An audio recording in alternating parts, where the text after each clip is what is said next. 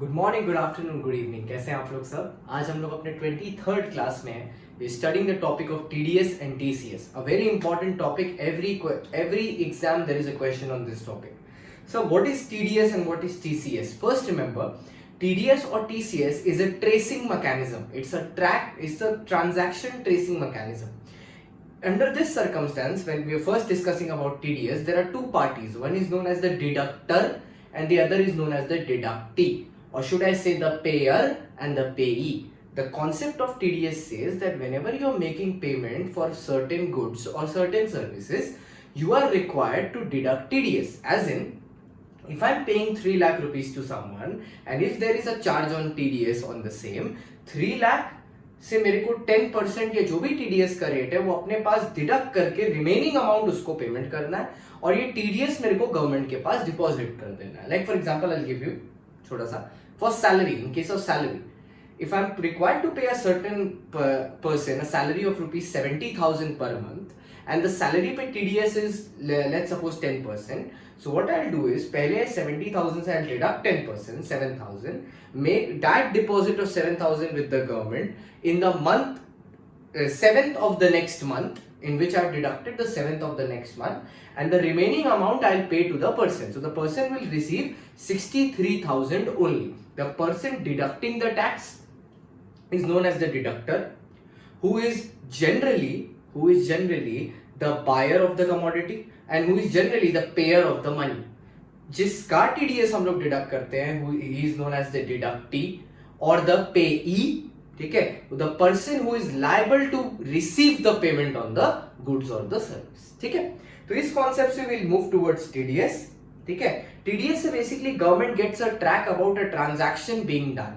So suppose logic है, if I have made a payment to a person of let's suppose 3 lakh rupees and I have deducted TDS on it, and in the same year ending the person is saying that my income is not over 2 lakh 50, now that raises suspicion. Okay, and best thing is, even if the person is right, let's suppose he has incurred some expenses because of which his income did not cross 2 lakh 50, okay, we will still have him under the tax, what should I say, we will still have that person within our tax grip. ठीक है, the tax base will include him, since now he will have to be filing a return of income since TDS is there, and if he does not file a return of income, then we know that that person is doing some mischief. ठीक है, so let's come to it. बोलता क्या, now we have GST from the 1st July 2017. Now on a bill amount there will be GST charged. Okay, TDS will be deducted on an amount excluding GST. Let's suppose मैंने जो total bill race किया है service के लिए, that is 2 lakh rupees and there is 10% TDS, so the total amount is 2 lakh 20, so the TDS will be deducted on rupees 2 lakh and not rupees 2 lakh 20. The amount of GST will be excluded. देखो, any payment for a service made on which GST is charged, the TDS will be levied on value x GST, means excluding GST. Next, is there any this is a new addition in the year 2019. Is there any surcharge or cess on GST? Sorry, on TDS. Is there any surcharge or cess on TDS? It's very simple. If you are a resident and you fall in a category of a company, there is no surcharge, no cess. मतलब TDS का जो rate होगा उस पे ना surcharge additionally लगेगा ना cess लगेगा. If you are any person other than company, तो अगर आपको सैलरी इनकम पेमेंट किया जा रहा है तो आप पे टीडीएस के साथ साथ सरचार्ज और सेस भी लगेगा, और अगर कोई भी और इनकम है तो आप पे टीडीएस के साथ सरचार्ज और सेस नहीं लगेगा. मतलब आपको सिंपल याद क्या करना है, अगर आप रेसिडेंट हो और आप इंडिविजुअल हो और आप सैलरी अर्न कर रहे हो तो सरचार्ज और सेस लगेगा, वरना सेस नहीं लगेगा. लेकिन अगर दूसरे हाथ पे आप नॉन रेसिडेंट हो तो आपकी सब इनकम पे सरचार्ज लगेगा. This is where the government is getting very serious of taxing non resident income, so that we create a wider tax base, more capital to flow in the country. ठीक है, so how they are planning to do it? They are saying कि non resident का कोई भी status हो, भले it is a foreign company, whether it is an individual or any status of a non resident, we will deduct tax. Okay, we will deduct TDS and also surcharge and cess on that TDS. Like if it is a foreign company, if it's an NR or any other person, all will be liable to surcharge and cess. Obviously उनकी income उस bracket के ऊपर होनी चाहिए. अगर आपको याद हो तो याद है, एक नॉर्मल आदमी की इनकम रेसिडेंट की या नॉन रेसिडेंट की 50 लाख से 1 करोड़ तक होगा तो सरचार्ज 10% है. 1 करोड़ से 2 करोड़ होगा तो सरचार्ज 15% है, 2 करोड़ से 5 करोड़ तक होगा तो सरचार्ज इज 25, और 5 करोड़ के ऊपर है तो 37%. The same rates will apply here. So let's suppose when I'm making a payment to a person, the payment is for 60 lakh rupees. Okay, then the surcharge will be 10%. Okay, remember that. Acha, in this TDS topic, various times I'll be using this term that credit in the account. Credit in the account is same as credit in the books. Let me explain. अगर मैंने किसी से सामान खरीदा है, जैसे मैंने मान लो किसी से सामान खरीदा है, तो मेरे बुक में सामने वाला क्रेडिटर है क्योंकि मेरे को उसको पैसा देना है.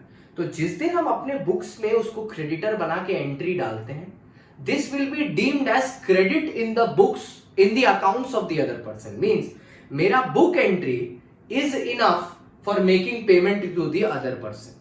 ठीक है, भले एक्चुअल पेमेंट हुआ या ना हो, बुक एंट्री इज इनफ. क्योंकि आपको बहुत सेक्शन में ऐसा दिखेगा, लिखा होगा पेमेंट, बहुत सेक्शन में आगे ऐसा लिखा होगा पेमेंट और एक्चुअल पेमेंट और date of credit whichever is earlier. मतलब जिस दिन आपने बुक में क्रेडिट किया या जिस दिन आपने पेमेंट किया, विच एवर इज अर्लियर. तो क्रेडिट का मतलब होता है जिस दिन आपने बुक्स में एंट्री की है. यही सेम कॉन्सेप्ट हम लोग यूज करते हैं टाइम ऑफ सप्लाई डिसाइड करने के लिए जीएसटी में. ठीक है, जीएसटी के क्लासेस चल रहे हैं, नंबर यहाँ नीचे है 9674362447. आप नंबर पे कॉल करिए, जीएसटी क्लासेस के लिए एनरोल करिए. जैसे आपका डीटी खत्म हो रहा है, जीएसटी भी उसी तरह कंप्लीट हो जाएगा जल्दी जल्दी, और आपको फिर किसी चीज की टेंशन लेने की जरूरत नहीं पड़ेगी. ठीक है. अच्छा, टीडीएस किस रेट पे डिडक्ट होगा? जो भी सेक्शन में वो इनकम फॉल कर रही होगी, अब हम लोग कुछ सेक्शंस देखेंगे, टीडीएस उसी रेट पे डिडक्ट होगा. लेकिन जो डिडक्टी है, मतलब डिडक्टी मतलब कौन हुआ? जिस आदमी को हमको पेमेंट करना है, उस आदमी को अपना पैन हमको सबमिट करना पड़ेगा. ठीक है, उस आदमी को अपना पैन मेरे को सबमिट करना, छोड़ो उस आदमी छोड़ो, मानो हम एक आदमी हायर किया, ठीक है, कॉन्ट्रैक्टर हायर किया for the purpose of painting this house. I am supplying him the paint, he is suppose to do the painting and he says कि सर हम चार्ज करेंगे 5 लाख रुपीज. ठीक है, तो मेरे को टीडीएस काटना है 1 रुपए पे, 1% पे, क्योंकि मैं इंडिविजुअल एचयूएफ हूं, हम लोग देखेंगे 194C में. मेरे को टीडीएस काटना है 1% पे, तो मैं 5 लाख पे 1% टीडीएस काट के, 5 लाख पे 1% टीडीएस काट के उस आदमी को पेमेंट कर दूंगा. मतलब 5,000 काट के, that is like 4,95,000. I make the payment to him. Now I make a TDS deduction of 1% if he submits me his PAN. अगर वो मेरे को अपना पैन अकाउंट नंबर नहीं दिया, then I will deduct TDS at the rate of 20%. ठीक है, at the rate of 20% मेरे को TDS डिडक्ट करना होगा. This is like a penalty. If you don't submit your PAN, TDS gets a deduction at 20%. या अगर आपने, या तो सामने वाला जो हमको पैन दिया वो पैन डिफेक्टिव है, या तो जो पैन सामने वाला हमको दिया वो पैन किसी और का है, तो ये सारे केसेस को यही डीम किया जाएगा कि उसका पैन है ही नहीं. ठीक है, और हम 20% डिडक्ट कर देंगे. अब एक बात आती है, सपोज आप नॉन रेसिडेंट से कोई काम करवा रहे हो, तो उसका भी टीडीएस डिडक्ट करोगे, क्योंकि अगर सेम सेक्शन में फॉल कर रहा है तो. जैसे नॉन रेसिडेंट के लिए सेक्शंस आर 192, ठीक है, 192A, and there is one more section for non resident which is 194G. ठीक है, 194G. इसमें नॉन रेसिडेंट का भी टीडीएस डिडक्ट किया जाता है. तो सपोज अगर आप नॉन रेसिडेंट हो, ठीक है, तो उस केस में तो आपका पैन तो ऑब्वियसली होगा नहीं, क्योंकि पैन तो इंडिया का होता है, इंडिया सिटीजन को पैन मिलता है. तो उस टाइम हम लोग क्या करेंगे, आपका नेम, मतलब जो नॉन रेसिडेंट है उसका name, address, email, phone number, और जो उसकी कंट्री में उसका टैक्स आइडेंटिफिकेशन नंबर है, टैन नंबर जो बोलते हैं, टैक्स आइडेंटिफिकेशन नंबर, उसको ले लेंगे और उसके बेसिस पे that will be deemed as equivalent to PAN. ठीक है, that will be deemed as equivalent to PAN. ठीक है, और अगर वो सब नहीं सबमिट करता तो obviously we will charge him for 20% of TDS. ठीक है, लेट्स कम, मैंने बहुत अच्छे से अरेंज कर दिया आपके लिए सारे सेक्शंस को. चलिए एक एक करके देखते हैं. सबसे पहले आता है section 192, it is TDS on salary. ठीक है, एकदम सिंपल बोलता है पेमेंट या तो आर को हो रहा है या एनआर को हो रहा है, जो भी पेमेंट कर रहा है उसको टीडीएस डिडक्ट करना है. लेकिन यहां टीडीएस डिडक्ट होगा at the time of actual payment, मतलब जब आप पेमेंट कर रहे होगे. मतलब अगर आपने पेमेंट नहीं किया है तो टीडीएस भी नहीं डिडक्ट होगा. ठीक है, जब आप पेमेंट करोगे तब टीडीएस डिडक्ट होगा.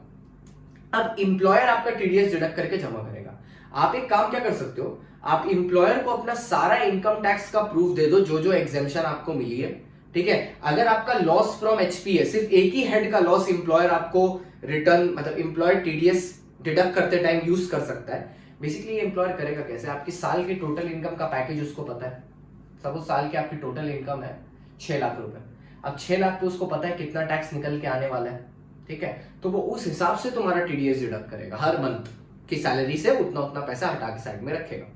Now if you have income under the head HP and it's a loss, ठीक है, हमको पता है एचपी और सैलरी आपस में एडजस्ट होता है, तो हम क्या उसको अपना एचपी का लॉस बता देंगे, हम बता देंगे उसको कि चलिए मेरा एचपी का लॉस 2 लाख रुपए, so what you will do is 6 lakh minus 2 lakh, then he'll calculate the tax liability and accordingly he'll deduct TDS, but only under the head HP, और कोई भी लॉस एम्प्लॉयर आपको अलाउ नहीं कर सकता accept HP, ठीक है।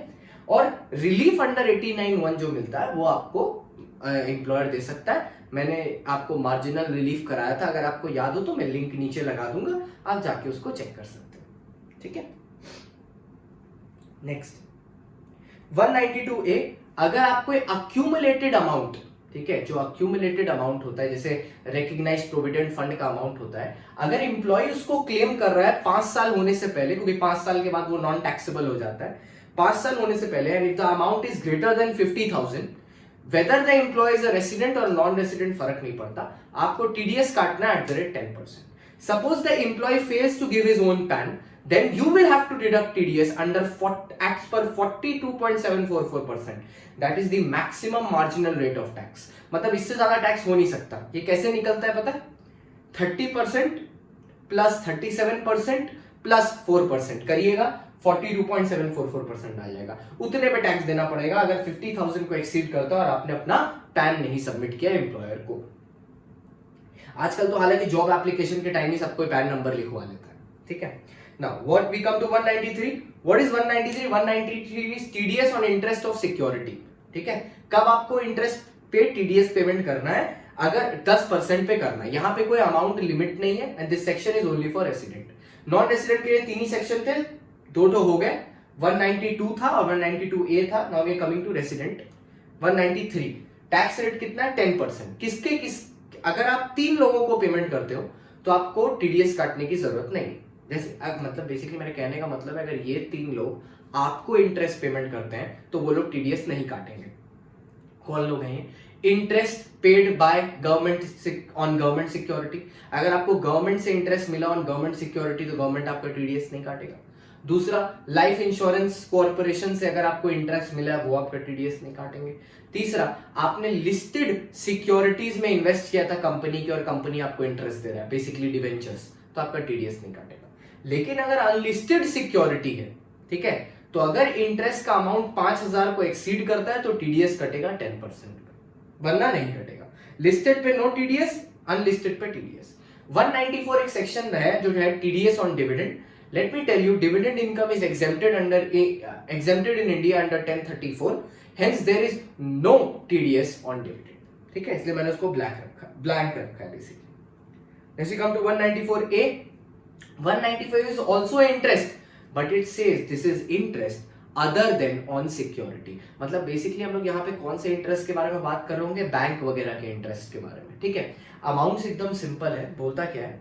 10% लगेगा सिर्फ रेसिडेंट के लिए, और यहां मैंने एक सेक्शन लिख के टिक दिया हुआ है 194M। वो अपने टीडीएस के नेक्स्ट क्लास में देखेंगे, वो आज नहीं होगा, आज हम सिर्फ सेक्शंस पढ़ाएंगे आपको, ठीक है। ये बोलता क्या है?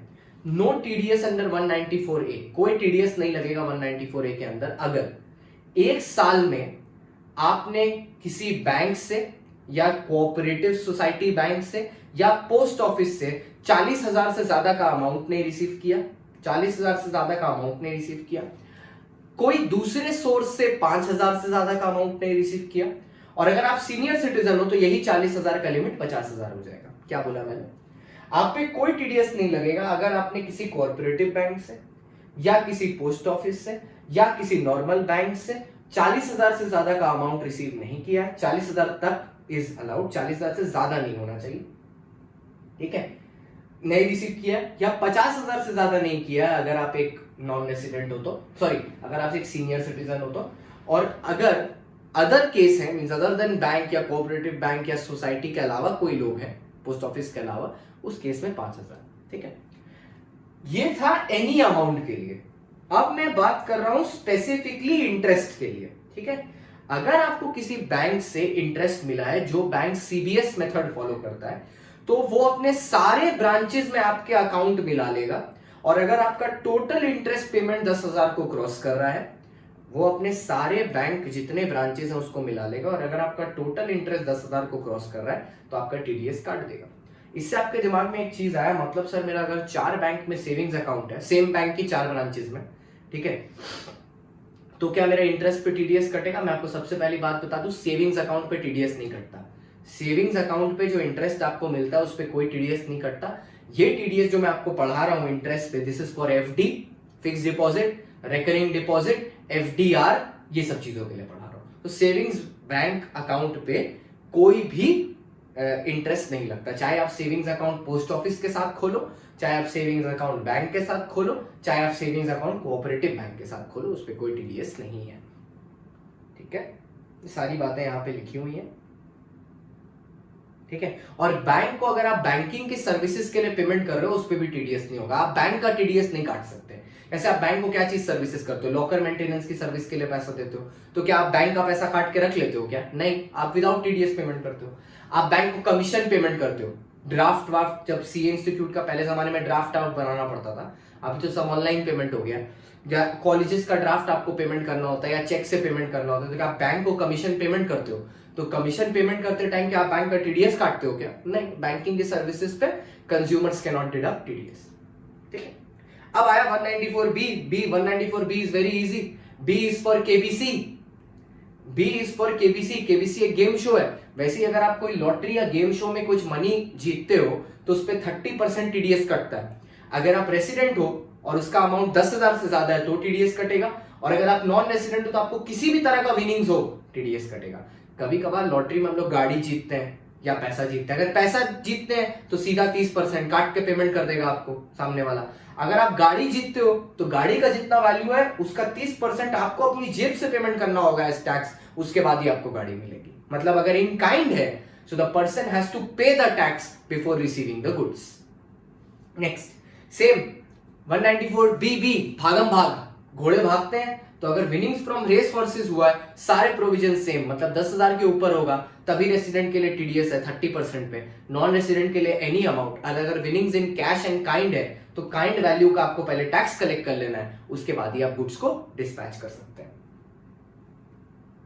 194C is for payment in case of works contract. अगर आपने किसी को एम्प्लॉय किया है आपके लिए कोई काम करने के लिए, यहां पे एक चीज का ध्यान रखना, आपने किसी को बुलाया, आप उसको मटेरियल सप्लाई करते हो, आप उसको स्पेसिफिकेशन बताते हो, वो आपके लिए काम करता है। इट कैन बी लाइक, मैंने घर में एक आदमी को बुलाया, ठीक है, या ऐसे सोचो मैंने घर आदमी को ऑफिस में बुलाया और मैं उससे अपने ऑफिस की पेंटिंग करवा रहा हूं, मैं ही मटेरियल ला के दे रहा हूं, मैं ही बता रहा हूं कैसे करना है, then it is a works contract. लेकिन यहां पे एक चीज याद रखना 194C में, कि अगर आप पर्सनल पर्पस के लिए कर रहे हो तो टीडीएस काटने की जरूरत नहीं है।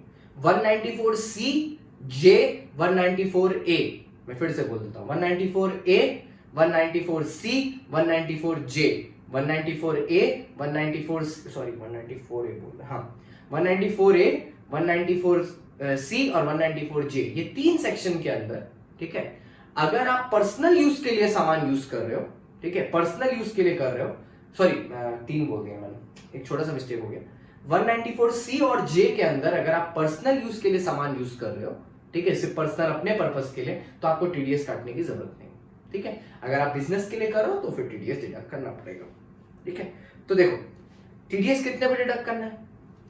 अगर एक कॉन्ट्रैक्ट है तो उसका वैल्यू अगर 30 के ऊपर है तो टीडीएस डिडक्ट करना है, और एग्रीगेट कॉन्ट्रैक्ट अगर एक साल में 1 लाख के ऊपर है तो टीडीएस डिडक्ट करना है। लॉजिक से समझो, तुमने पेंटर को एक बार बुलाया, ठीक है, और कॉन्ट्रैक्ट का वैल्यू 32,000 है तो टीडीएस डिडक्ट करना है, या तुमने एक बार बुलाया कॉन्ट्रैक्ट का वैल्यू 25,000 है, टीडीएस नहीं डिडक्ट करना। लेकिन वैसे कॉन्ट्रैक्ट्स तुमने साल में 5 किए हैं, सब 25,000 के, तो 1 लाख को क्रॉस कर गया तब टीडीएस डिडक्ट करना। ठीक है, अगर इंडिविजुअल या एचयूएफ के लिए आप काम कर रहे हो और वो आपको पेमेंट कर रहा है तो टीडीएस काटेगा 1% पे।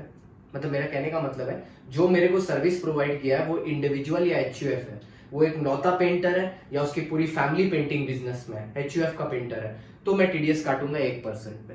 पर अगर वो अदर देन इंडिविजुअल या एचयूएफ है तो मेरे को टीडीएस काटना है 2%। ठीक है, नेक्स्ट 194D डी से दलाली होता है, ठीक है, 194D डी से दलाली होता है, तो ये कौन है, दलाली वाले एजेंट। देखो दलाली वाले एजेंट के 3 सेक्शन है, 194D है, 194G है, 194H है। जो भी कमीशन दलाली रिलेटेड सेक्शंस है उन सब में एक चीज कॉमन है, टीडीएस का रेट 5% है, और टीडीएस तभी लगेगा जब 15,000 को इंक्रीज कर रहा है अमाउंट। क्या बोला मैंने, 194G है, 194D है और 194H है, तीनों सेक्शन दलाली के हैं, तीनों पे टीडीएस सिर्फ तब लगेगा कमीशन पे जब वो कितने को एक्सीड कर जाए, जब वो 15,000 को एक्सीड कर दे, और वो भी सिर्फ 5% पे। और देखो टीडीएस ऑन इंश्योरेंस, पहले वाला डी है इंश्योरेंस कमीशन वाला, 15,000 को एक्सीड करता है तो 5% टीडीएस। ये जो नो टीडीएस 15G और H, ये क्या है, 2 फॉर्म होते हैं इनकम टैक्स में, एक 15G होता है, एक 15H होता है। आप 15G फॉर्म फाइल करके ये बोल सकते हो कि आपकी टोटल इनकम 2.5 लाख के एक्सीडिंग नहीं है, ठीक है। तो ये जो इनकम वो आपको पेमेंट कर रहे हैं, मतलब बेसिकली क्या, मान लो मैं इंश्योरेंस एजेंट को पेमेंट कर रहा हूँ और इंश्योरेंस एजेंट मेरे को 15G फाइल करके देता है, तो उसमें वो ये डिक्लेयर कर रहा है कि सर मेरी इनकम 2.5 लाख को क्रॉस नहीं कर रही, इवन जो आप हमको इनकम देने वाले हैं उसको भी अगर हम ऐड कर लें तो 2.5 लाख को क्रॉस नहीं करेगा, तो कृपा करके आप मेरा टीडीएस मत काटें, ठीक है। और 15H जो है it is specifically for senior citizen, ठीक है, मतलब जूनियर सिटीजन 15G फाइल करेगा और सीनियर सिटीजन 15H फाइल करेगा, ठीक है। और इसमें वो लोग ये क्लेम कर सकते हैं कि 250 को एक्सीड नहीं कर रहा, और क्लेम सच्चा होना चाहिए, क्योंकि अगर फर्दर इन्वेस्टिगेशन में पता चला कि क्लेम झूठा है तो you will be liable for penalty as well, ठीक है। नेक्स्ट 194D में एक नया चेंज हुआ है as per income tax act 2019, ठीक है, फाइनेंस एक्ट की वजह से एक चीज चेंज हुआ है। पहले ये रेट 1% हुआ करता था। ये बेसिकली है क्या, आपको जो इंश्योरेंस क्लेम करते टाइम पूरा वैल्यू मिलता है ना, ये उस पे टीडीएस है। जो इंश्योरेंस क्लेम करते टाइम आपको वैल्यू मिलता है, the section is 194DA, the section is 194DA। और अगर आपको अमाउंट 1 लाख के एक्सीडिंग मिला है, अगर आपको जो इनकम है वो 1 लाख के एक्सीडिंग मिला है, तो टीडीएस कटेगा 5%। Now what do you mean by income, ये डिफाइन किया। ये बोलता है इंश्योरेंस पॉलिसी का लॉजिक क्या होता है, आप एक टाइम तक प्रीमियम पेमेंट करते हो, या तो आपका डेथ हो जाएगा तो आपको अमाउंट मिलेगा, या तो अगर आपका डेथ नहीं होगा तो मैच्योरिटी होने के बाद आपको अमाउंट मिलेगा। सपोज आपने जो प्रीमियम पेमेंट किया थ्रू आउट लाइफ वो हो गया 30 लाख रुपए, 30 साल का पॉलिसी था, 30 लाख रुपए आपने प्रीमियम अभी तक पेमेंट कर दिया, और जो लमसम अमाउंट आपको मिला वो है 35 lakh. 30 lakh premium, 35 lakh policy value receive हुआ, तो टीडीएस किस अमाउंट पे लगेगा, टीडीएस लगेगा 35 lakh policy received less the amount of premium paid till date, ठीक है, जितना आपने प्रीमियम पेड किया 30 लाख, जो बचा हुआ 5 लाख है उस पे 5% टीडीएस लगेगा, जो बचा हुआ 5 लाख है उस पे सिर्फ 5% टीडीएस लगेगा, दैट्स इट, और उसके अलावा कोई टीडीएस नहीं लगेगा, ठीक है। मैंने लिखा है value received minus premium paid. देखिए 194G भी कमीशन है, पर 194G क्या चीज पे कमीशन है, लॉटरी पे। देखिए वापस से एनआर आ गया, सिर्फ 3 सेक्शन में एनआर है, 192, 192A और 194G, ठीक है, 92, 92A, 194G, याद कर लीजिएगा, ठीक है, 92, 92A, 194G। G for Golmaal, तो गोलमाल कहां होता है, जहां लॉटरी होता है, ठीक है, तो गोलमाल कहां होता है, जहां पे लॉटरी होता है। ये किसका है, ये लॉटरी एजेंट की कमीशन है टिकट बेचने पे, 15,000 से ज्यादा 10% पे टैक्स, ठीक है। पेमेंट और credit whichever is earlier, या तो जब उसको पैसा एक्चुअल में मिल रहा है या जब सामने वाला अपनी बुक्स में उसको क्रेडिटर बना रहा है, तब which ever is earlier. 194H, what is 194H, 194H is basically commission. ये क्या चीज पे है कमीशन, अदर देन 194D और G आपने जो पढ़ा उसको छोड़ के, ठीक है, ये कमीशन और ब्रोकरेज को छोड़ के नॉर्मल कमीशन के बारे में बात कर रहा है, other than commission and brokerage और other than 194D and G, ठीक है। तो यहाँ पे 15,000 को एक्सीड किया, 5% टीडीएस कटेगा बच्चा, विच एवर इज अर्लियर। याद रखिएगा शेयर्स में जो आप ट्रेडिंग करते हो, ठीक है, तो आप ब्रोकरेज जो पेमेंट करते हो उस पर टीडीएस नहीं होता, आप कुछ भी पैसा काट के अपने पास नहीं रखते, तो brokerage pay there is no TDS, ठीक है। 194I is for rent. अगर आपने कोई प्रॉपर्टी रेंट पे लिया है, 2 चीजें आप रेंट पे ले सकते हो, एक प्लांट एंड मशीनरी, और बाकी सब चला जाता है कैटेगरी में other than plant and machinery, ठीक है, एक प्लांट एंड मशीनरी, बाकी सब चला जाता है अदर देन कैटेगरी में other than plant and machinery. TDS कितना है, अगर आपने प्लांट एंड मशीनरी लिया है सो द टीडीएस इज 2%, और आपने अगर other than plant and machinery लिया है, मतलब फर्नीचर फिक्सचर और ये सब चीज लिया है, या लैंड एंड बिल्डिंग लिया रेंट पे, तब 10% होगा। टीडीएस कब लगेगा? अगर अमाउंट 2,40,000 को इंक्रीज करता है। ये भी फिनेंस एक्ट 2019 का अमेंडमेंट है। पहले ये 1,80,000 हुआ करता था, अब ये 2,40,000 हो गया। अब मान लो तुमने हर एसेट का अलग अलग बिलिंग करवाया है, ठीक है, कोई फर्क नहीं पड़ता। अगर आपने जो एसेट्स लिए हैं उसका पूरा एग्रीगेट सारे एसेट को मिला के 2,40,000 रेंट सरपास कर जाता है, तो आप पे टीडीएस का एप्लीकेशन आएगा ही आएगा, कोई बचा नहीं सकता उस चीज से आपको। मान लो जो प्रॉपर्टी आप रेंट पे ले रहे हो उसके जॉइंट ओनर्स हैं, 2 ओनर हैं, ठीक है, तो जो 240 का लिमिट है वो इंडिविजुअली दोनों ओनर के लिए होगा, 240 सेपरेट देखा जाएगा, ठीक है, ठीक है। अब 194 आईए क्या है? This is transfer of N immovable property. आप एक इमूवेबल प्रॉपर्टी खरीद रहे हो, ठीक है, आप एक इमूवेबल प्रॉपर्टी खरीद रहे हो, सेक्शन है 194 आईए, ठीक है, आईए हमारा प्रॉपर्टी देखिए, ठीक है, इमूवेबल प्रॉपर्टी। टीडीएस कटेगा 1% पे अगर आपकी प्रॉपर्टी का वैल्यू 50 लाख को एक्सीड करता है। अगर प्रॉपर्टी का वैल्यू 50 लाख को एक्सीड करता है, यहां पे भी एक नया अमेंडमेंट है। जब हम 50 लाख बोलते हैं मतलब हम लोग 50 लाख सब चीज का वैल्यू ऐड करके देखेंगे, जितना पार्किंग के लिए, जैसे आजकल क्या करता है, घर का वैल्यू अलग बताता है, पार्किंग का वैल्यू अलग बताता है, अमेनिटीज का वैल्यू अलग बताता है। हम लोग सब चीज को ऐड करके देखेंगे। अगर 50 लाख को एक्सीड कर रहा है तो सीधा 1% पे टीडीएस काटिए, ठीक है। अब किसी के दिमाग में आ रहा होगा, सर जब आप एक्सीड बोलते हो तो क्या इसका ये मतलब है कि उसके ऊपर वाले अमाउंट पे काटेंगे? नहीं, अगर एक्सीड किया तो पूरे अमाउंट पे काटेंगे। यहां एक तो यूनिक सा चीज है, ये सेक्शन खाली और खाली रेसिडेंट के लिए, जैसे बाकी सेक्शंस थे, तो इस केस में बोलता क्या है, प्रॉपर्टी इंडिया में हो या इंडिया के बाहर हो उनको कोई फर्क नहीं पड़ता।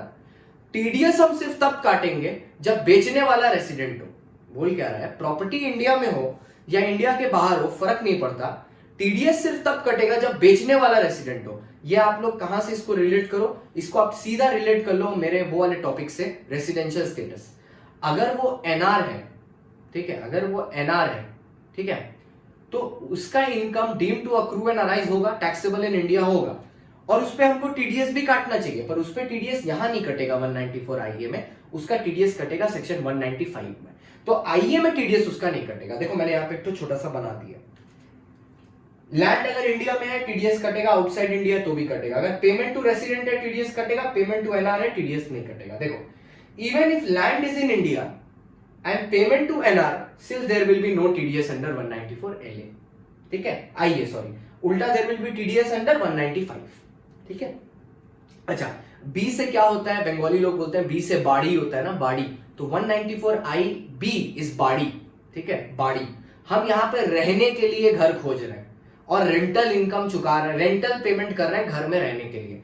इसके पहले जो आपने 194 IA देखा था, वहां पे हम रेंटल पे ले रहे थे, क्या करने के लिए सर, बिजनेस पर्पस के लिए। यहां हम रेंटल पे ले रहे हैं घर में रहने के लिए। टीडीएस कब कटेगा? अगर रेंट पेमेंट 50,000 पर मंथ से ज्यादा है तो टीडीएस कटेगा 5% पे। अगर जो रेंट हम पेमेंट करते हैं 50,000 से ज्यादा है तो टीडीएस कटेगा 5% पे। अब यहां एक यूनिक सा बात है कि टीडीएस कब कटेगा पता है? टीडीएस जो टेनेंट है वो काटेगा, क्योंकि रेंट तो वही पेमेंट करेगा, हर मंथ नहीं काटेगा, last month of the previous year में वो टीडीएस काटेगा। सपोज ऐसा होता है कि last month of the previous year में जितना रेंट है टीडीएस उसको एक्सीड कर जाता है, टीडीएस उसको एक्सीड कर जाता है। Let's suppose for simplicity your monthly rent is 60,000 rupees, ठीक है, हर महीने पे 10% TDS will land up to 6,000, ठीक है। Now the last month rent is also 60,000। अब अगर तुम 12 महीने 6,000 को इंटू करो, that comes up to 12 into 6 not 12, 178, 84 के आसपास, ठीक है, सॉरी नॉट 84, 6 2 12 होता है तो 1 उधर गया, 72,000, देन कम्स टू 72,000, और यहां पे मेरे पास है 60,000, ठीक है। तो now you see that the amount exceeds the TDS, ठीक है, sorry the TDS amount exceeds the rent amount, ठीक है। तो हम बेसिकली क्या करेंगे इस केस में, the TDS amount will be equal to the last month's rent, that's equal. तो हम वो 60,000 रेंट क्या बोलते हैं, रेंट लैंडलॉर्ड को देंगे नहीं, चुपचाप से जाके गवर्नमेंट के पास डाल देंगे। तो बोलता क्या है, if in any scenario the last month rent is less than the amount of TDS to be deducted throughout the year, then the TDS will be equal to only the last month's rent. उससे ज्यादा नहीं होगा, तो 60,000 पे अपने limit लगा देंगे, भले 12 into 6 72 हो रहा था, ठीक है। आइए अब मान लो अगर मिड ईयर हम घर खाली कर रहे हैं तो, ठीक है, तो जिस मंथ में घर खाली कर रहे हैं जितने मंथ्स का रेंट अभी तक दिए टोटल TDS लेके काट के गवर्नमेंट को जमा कर देंगे, ठीक है। 194J, J is for 5 things, J में 5 चीजें कवर होती हैं, लाइक प्रोफेशनल सर्विसेज कवर्ड होती है, टेक्निकल सर्विस कवर्ड होती है, रॉयल्टी कवर होती है, नॉन कम्पीटिव फीस, याद है PGP में पढ़ाया था। Non competitive fees means a fees which is paid not to do something, that is also a consideration under section 28। उसके बाद वो याद है कटरीना कैफ वाला सेक्शन 28, ठीक है, PGBP का what should I second class नहीं फर्स्ट क्लास, PGP का फर्स्ट क्लास। उसके बाद डायरेक्टर सिटिंग फीस, ठीक है, रेट कितना है, अगर कॉल सेंटर वगैरह के लिए है तो 2%, अदर देन कॉल सेंटर कोई भी सर्विस है तो 10%। TDS लगेगा कब, जब आपने ये जो ABCDE तक पढ़ा, अगर A से लेकर D तक किसी भी इंडिविजुअल सर्विस इंडिविजुअली देखेंगे 30,000 से ऊपर का कंसिडरेशन मिल रहा है अगर, तो TDS कटेगा। इंडिविजुअली देखेंगे A से D तक 30,000 के ऊपर का मिल रहा है तो TDS कटेगा। सर पता है एक चीज डिफरेंट है यहां पे, सिटिंग फीस जो 5th वाला है डायरेक्टर सिटिंग फीस, उसमें TDS किसी भी अमाउंट पे कटेगा, मतलब जो भी अमाउंट आपने पेमेंट किया उस पे कटेगा, इररिस्पेक्टिव कि 30,000 के ऊपर है कि नहीं। मतलब A से लेकर D तक हर एक का इंडिविजुअल 30,000 और उसके नीचे जो सिटिंग फीस है उसका सिर्फ और सिर्फ एनी अमाउंट भी होने से TDS काट देंगे अपने, किस रेट पे, 10% पे, क्योंकि 2% किसके लिए, कॉल सेंटर के लिए। Now we come to 104LA land law, हम इसको ऐसे बोलते हैं land law. This is compulsory acquisition of land. अगर आपको याद हो हम लोग ने कैपिटल गेन में पढ़ा था compulsory acquisition of land 45(5). Special cases में जब land is acquired from you and the capital gain is not taxable on that year but when the enhanced compensation is received. पढ़िए एग्जाम आ रहे हैं करीब, there only 60 days to go बच्चा लोग। Revision ये जो लेक्चर्स हैं इनको रिवीजन लेक्चर लेके 3-4 बार देखो, याद हो जाएगा सब कुछ। Payment of compensation on compulsory acquisition of immovable property अगर आप कर रहे हो तो other than agro land. Why is this saying other than agro land? Think TDS सिर्फ उस चीज पे लगता है जो इनकम टैक्सेबल होती है, अगर इनकम ही टैक्सेबल नहीं है तो TDS करके क्या फायदा। इसीलिए देखो डिविडेंड पे TDS नहीं लगता because income is not taxable. Similarly agriculture land exempted income होता है, अगर उसको बेचने से भी कोई इनकम है तो वो एग्जेम्प्टेड है कैपिटल गेन में, there is no tax because rural agriculture land is not a capital asset. याद है rural agriculture land is not a capital asset, ऐसे गोल गोल बना के दिखाया था पेंट में, ठीक है। तो एग्रो लैंड को नहीं कवर करेगा, रूरल वाले को। अर्बन एग्रो लैंड होगा कवर करेगा। अगर आपको जो कंपेंसेशन मिल रहा है वो 2.5 लाख के ऊपर है तो आपका TDS कटेगा। TDS कटेगा आपका 10% पे, मैंने रेट लिखा है, रेसिडेंट के लिए अप्लाई करता है TDS कटेगा 10% पे। एक नया सेक्शन है 194EE, ठीक है। ये क्या है, आप लोग 80C में पढ़ोगे, एक होता है नेशनल सेविंग स्कीम। अगर आपने नेशनल सेविंग स्कीम में कोई डिपॉजिट किया है, ठीक है, नेशनल सेविंग स्कीम में अगर आप कोई डिपॉजिट कर रहे हो और डिपॉजिट का अमाउंट 25,000 से ज्यादा है on an year basis per annum, 2500 से ज्यादा है, सॉरी नॉट 25,000, 2500 से ज्यादा है ऑन एन ईयर बेसिस जो आप डिपॉजिट कर रहे हो नेशनल सेविंग स्कीम में, तो TDS कटेगा @10%। मतलब 2600 हो गया तो 260 रुपए आपको TDS काटना है और गवर्नमेंट को जमा करना है। क्या चीज पे? नेशनल सेविंग स्कीम पे। With this we conclude our GST का TDS का फर्स्ट लेक्चर। GST आता रहता है जबान पे हमेशा। तो आज के लिए बस इतना ही। Thank you so much for watching. Please classes देखते रहिए, एंजॉय करिए, लाइक शेयर सब्सक्राइब करिए और GST के लिए भी एनरोल करिए। Thank you so much for watching.